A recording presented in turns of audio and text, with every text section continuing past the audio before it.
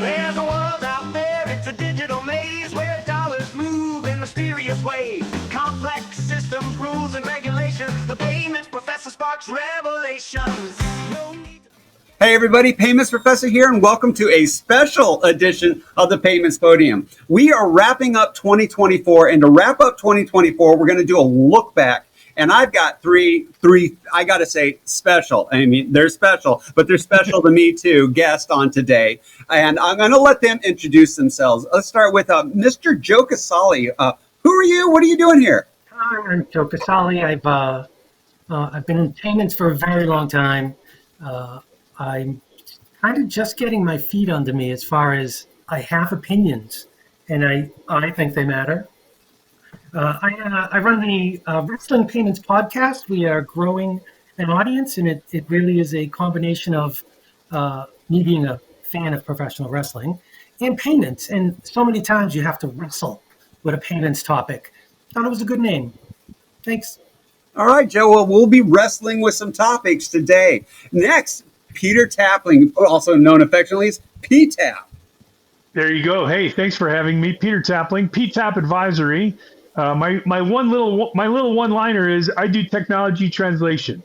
I help financial institutions understand technology companies, and technology companies understand financial institutions at the intersection of risk, payments, and innovation.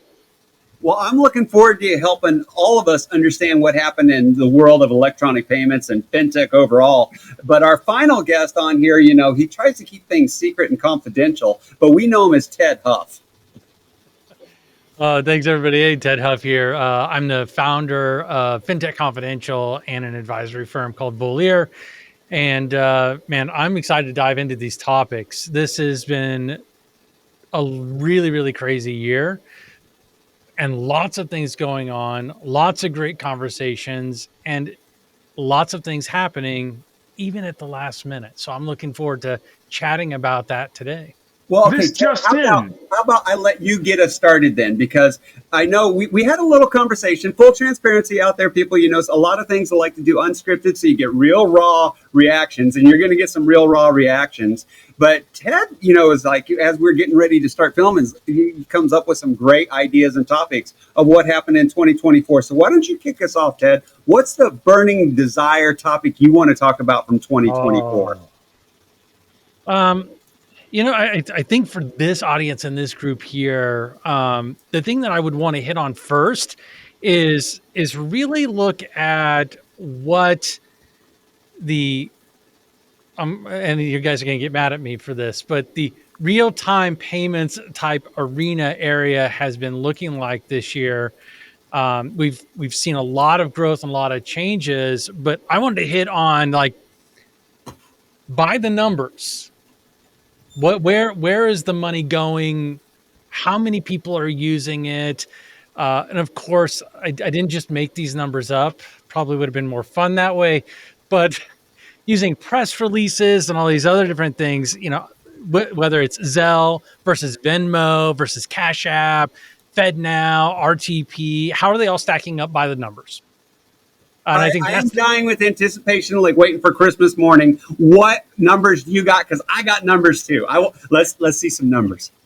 All right, so I'll start with the ones that are not as near and dear to your heart, Kevin. But with Zelle, they made an announcement just about a month and a half ago, stating that they have over 100 million users, that they've done over 1.7 billion transactions for the first half of 2024, which equates to about a 28% year-over-year increase in volumes. And it's totaled approximately 1.5 trillion, yes, T with a trillion dollars in 2024. The thing I found interesting in the press release, though, is it didn't say consumer to consumer. It said consumer to consumer and small businesses, which I found very, very interesting. Then we get into Cash App. Cash App, $141 billion from Q1 to Q3, so a much smaller number. 53 million 53 million monthly active users. So the user base is skyrocketing comparatively to Zelle, but their volumes are much lower. I wonder what that means. And then they did about $14.68 billion in revenue last year, and they're on target to exceed that That's, I'm going to use my air quotes, exceed that, but they haven't stated by how much yet. So I'm going to jump in here a little bit, Ted, because you're comparing a revenue number to a dollar volume flow number, which are two totally different scales, right? So, you said, hey, Zelle did $1 trillion in dollar exchange through the network, but then you said Square is doing $18 billion in revenue. Those are two totally different numbers. No, that's fair, Peter. I didn't have revenue numbers for Zelle, but the $141 billion in transactional volume from Q1 so to it's Q3. 141 billion versus 1 point something trillion in Zelle. 1.5 trillion. 1.5 trillion in Zelle, and it's 50 million users per versus 100 million users for Zelle. Yes. Yeah. Well, okay. I want to get out of the App Store and get some facts here. All right. So because let's go to some secure banking channels. Okay, I'm all right. I'm not saying those apps aren't secure and all that, but I like working with my financial institutions. And to get real with you with some real-time payments, I got some numbers over here too. All right. I have, first of all, we saw in the first quarter there were 76 million transactions that went through the RTP network. Third quarter, 87 million. Tacked on another 10 million there. We saw that was a value first quarter, 42 billion. Now I know I didn't get your trillion up there, but we got 42 billion that was processing. That grew to 69 billion in third quarter. Now that's the RTP network, because I know a lot of people are asking too, what about this FedNow thing? Well, FedNow for the longest time is like, we don't do statistics, I guess, or they don't put out the data. Well, they put out the data. Now, I'm only going to look at quarter three because let's all be real. It's barely a year and a half old, barely. I mean, I don't even think it's officially a year and a half yet. It'd be next month before it gets full year and a half. But they did finally put out some statistics. And that quarter three statistics is not overwhelming when it comes to the number of transactions, 336,487. That's not bad, but come on, compared to some other payment networks, I'll have to admit we see a lot more other places. But here's the thing that's amazing. The value of settled payments, $17,491,000, almost $17.5 billion. What's that really mean? I have to tell you, somebody's stuffing the ballot box. If you look at the growth in the last two quarters of number of participating financial institutions, number of average transactions per day, and then you look at that average dollar volume transaction, average dollar volume per transaction. If I recall right, it jumped to something on the order of $51,000 per transaction. Actually, for your requested recount here, buddy. Yeah. If you assume 982,000 transaction, that's the average value. So if you assume that the growth from Q2 to Q3 would have occurred largely at the same dollar value per transactions as Q2, then you take the extra transactions over the top of that. Those transactions would average about $600,000 each, which is actually above the dollar value of a FedNow transaction allowed by the network.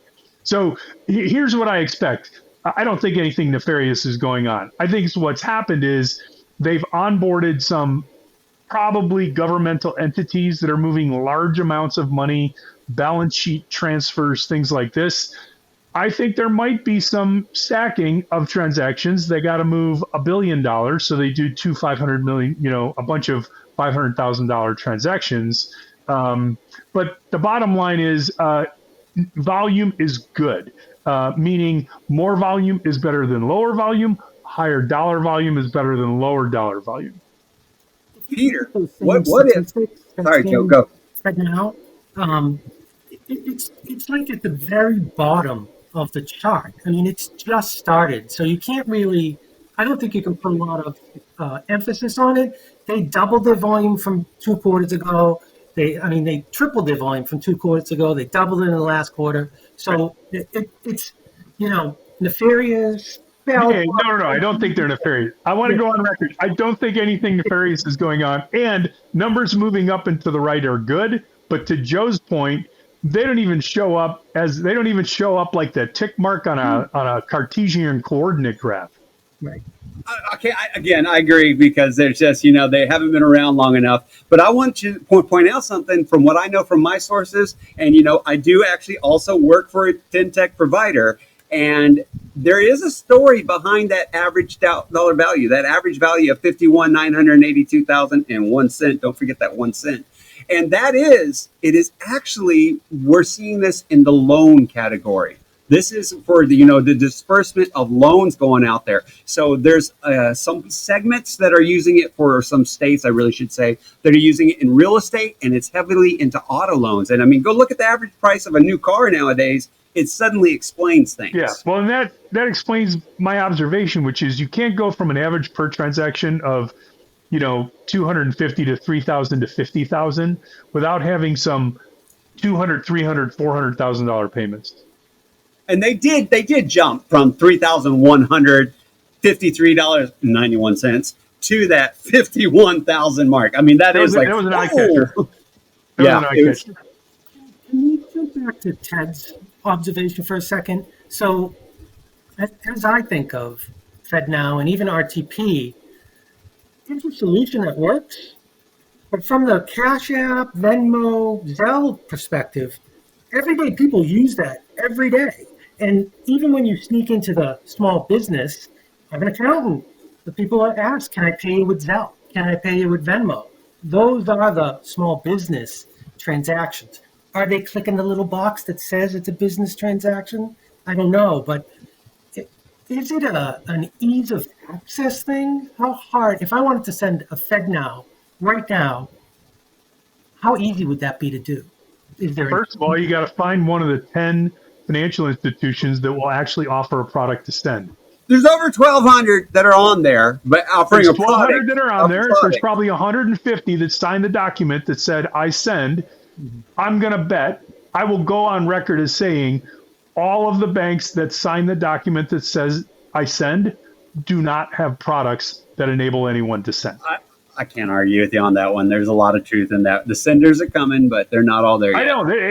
I'm a big fan of that. Like, you need the disbursement use cases are great at the beginning, but for both FedNow and RTP, you need a robust set of senders and receivers before you can really consider yourself a network.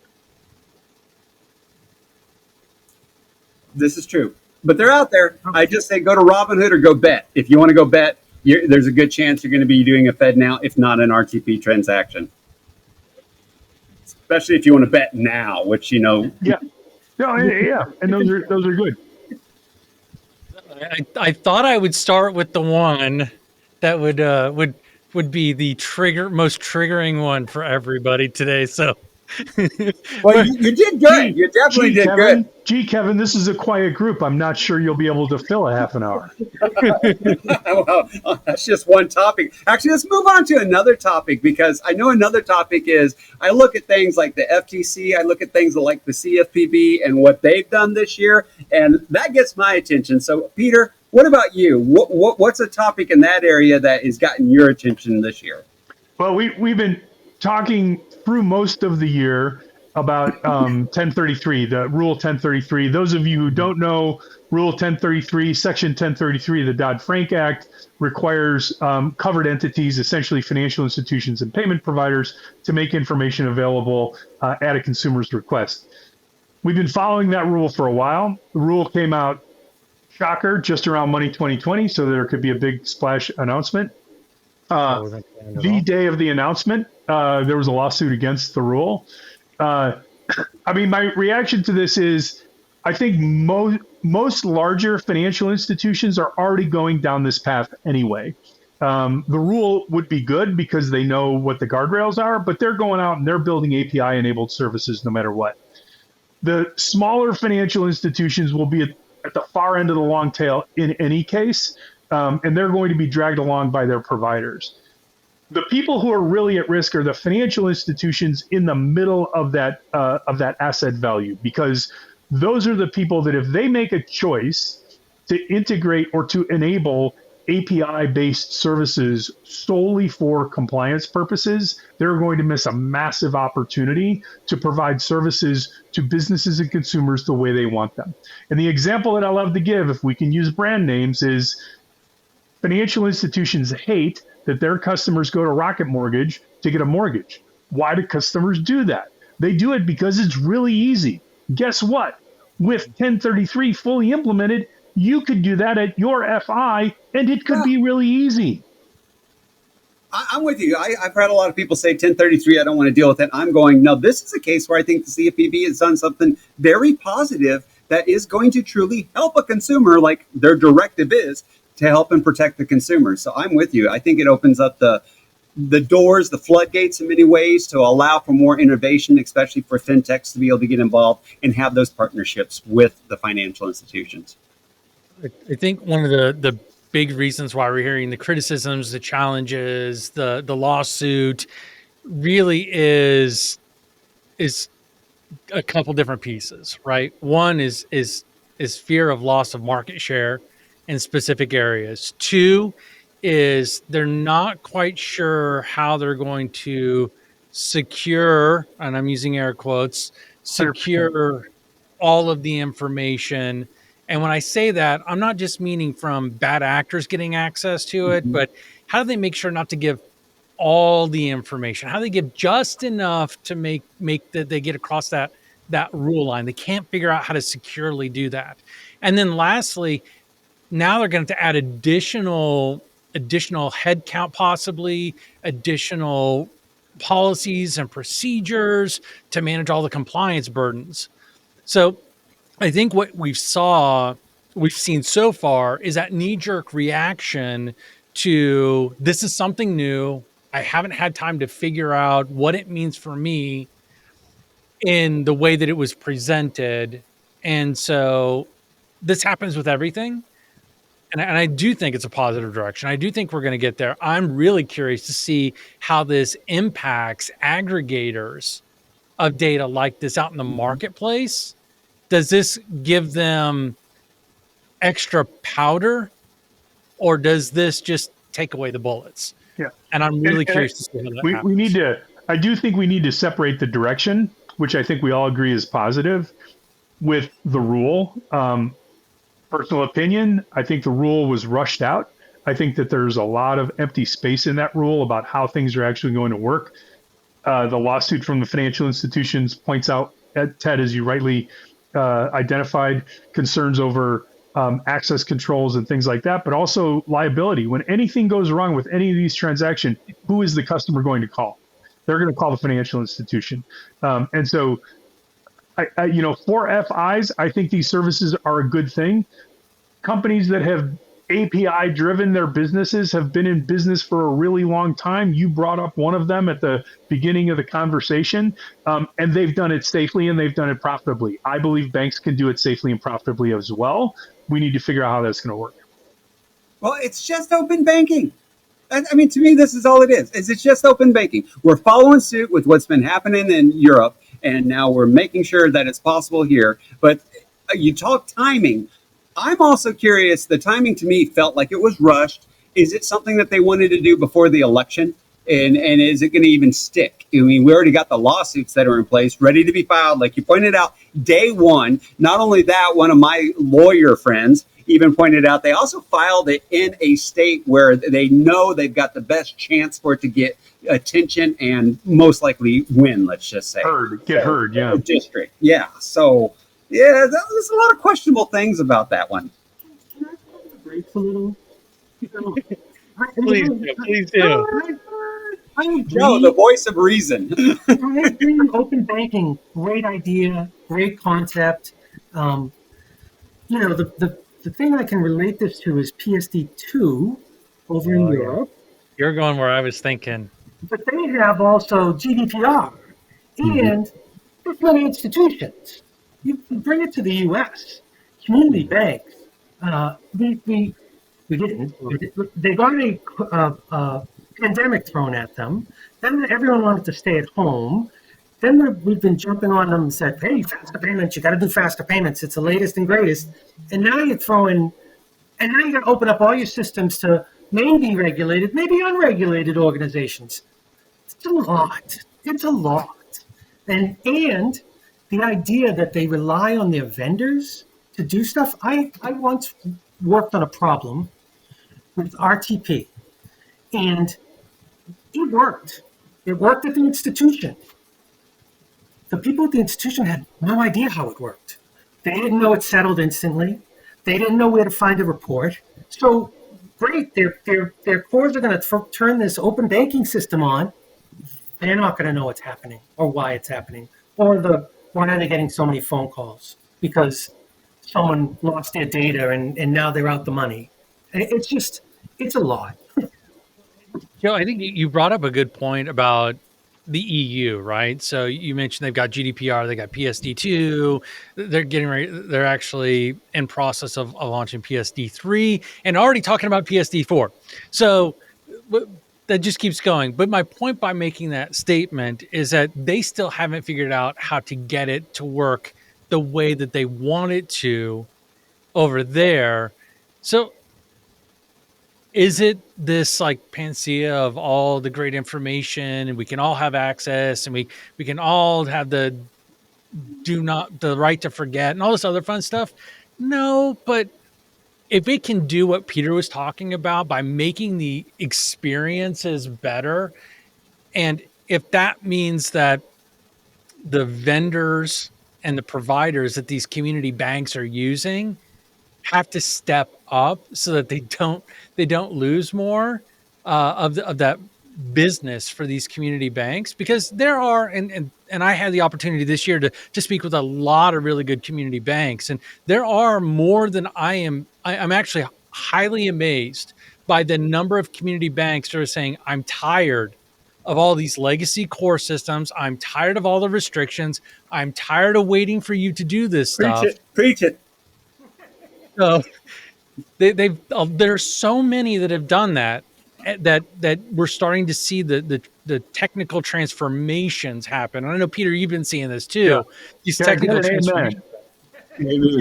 No, so a couple of things. One is, over in the UK, EU, they talk a lot about open banking, and open banking is going to support account switching.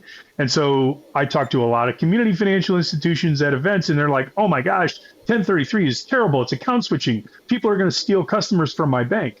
I'm like, wait a minute. Like, you have the opportunity to steal customers from other people's banks. Exactly. If you're worried about people leaving your bank, be a less crappy bank.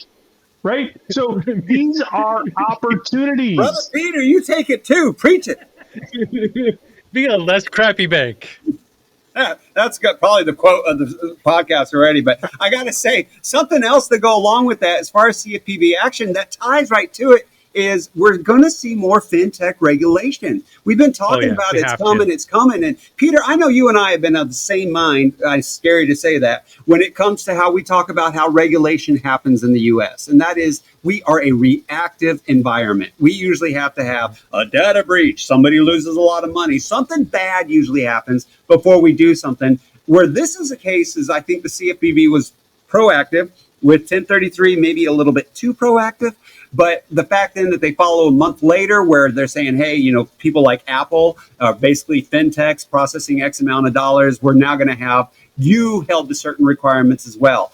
Now, I'm curious because, full transparency, it's job security for me. The more they put, regulations like that in place, the more companies and organizations need, folks like us. It's just a fact. But I also believe it's truly necessary because we've seen the banks dealing with those legacy products. And the only thing that can save them is the fintechs who they come in. And I've seen so many fintechs, they have these great ideas, but you ask them the question, is it legal?